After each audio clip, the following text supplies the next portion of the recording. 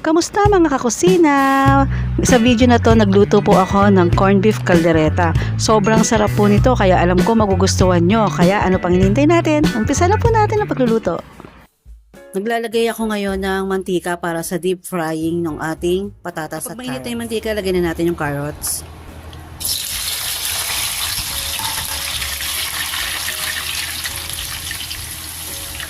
Tapos isabay na natin yung patatas. Marble potato po yung ginamit ko kasi pang corned beef siya.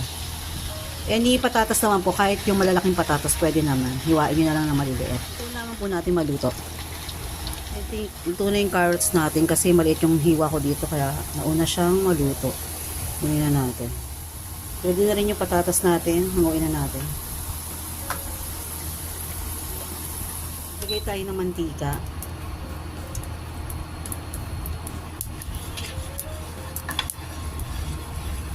Gawin na natin yung usual na pagigisa ng corned beef. Una, bawang. Sunod na po natin agad yung sibuyas. Pagkatapos kamatis.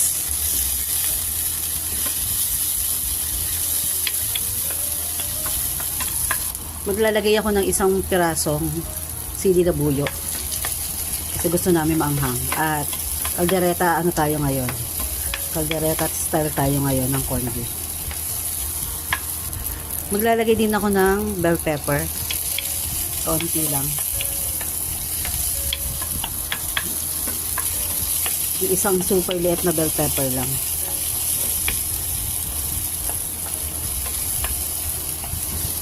At kapag medyo half cook na yung ating mga sangkap, lagyan na natin yung corned beef natin. Ang paborito natin corned beef.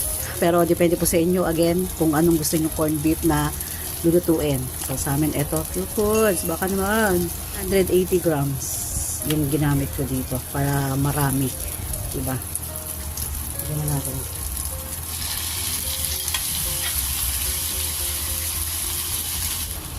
Igisa lang natin.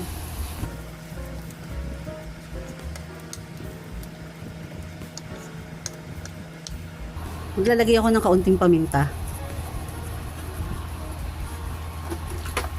At kalahating beef cube lang. Kasi may lasa naman na tong corned beef natin.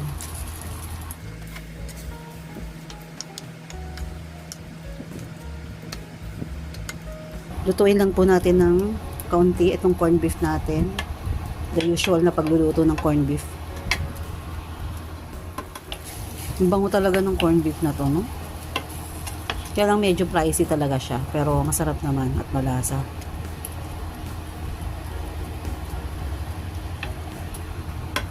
Tikman ko muna. Kung sakto na yung lasa niya sa beef cube na nilagay natin. So, pwede tayong mag-add ng asin if matabangan tayo.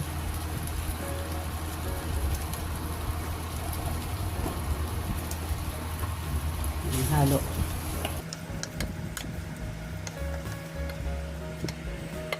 Maglalagay ako ng kaunting toyo. Pampakulay.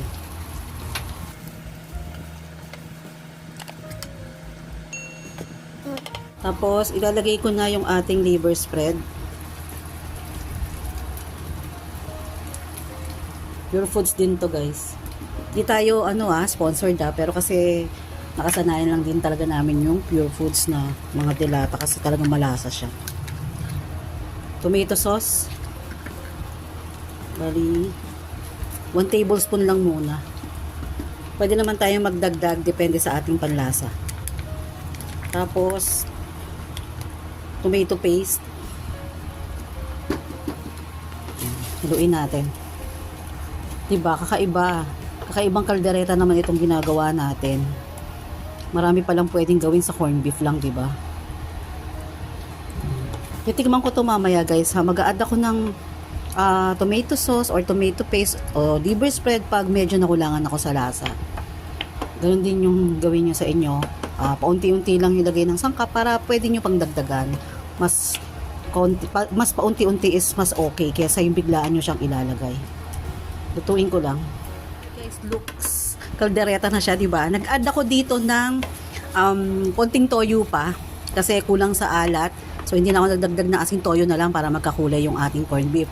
Tapos, nagdagdag din ako ng 2 tablespoon pang tomato sauce at 1 tablespoon na, half tablespoon lang ng tomato paste.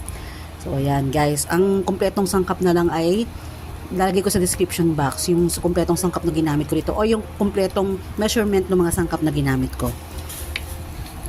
O, ilalagay ko sa dulo ng video na to. Sobrang sarap niya guys. Tinikman ko na siya. Promise, ang sarap. Sarap talaga. Ako naman pag nagluluto talagang pag sinabi ko masarap, masarap talaga. Hindi ko ipipresent sa inyo kapag hindi masarap. So, lutuin pa natin to ng mga siguro 1 minuto na lang. Tapos talagyan na natin iba pa nating sangkap. After 1 minute, ayan na, lagyan na natin yung ating carrots.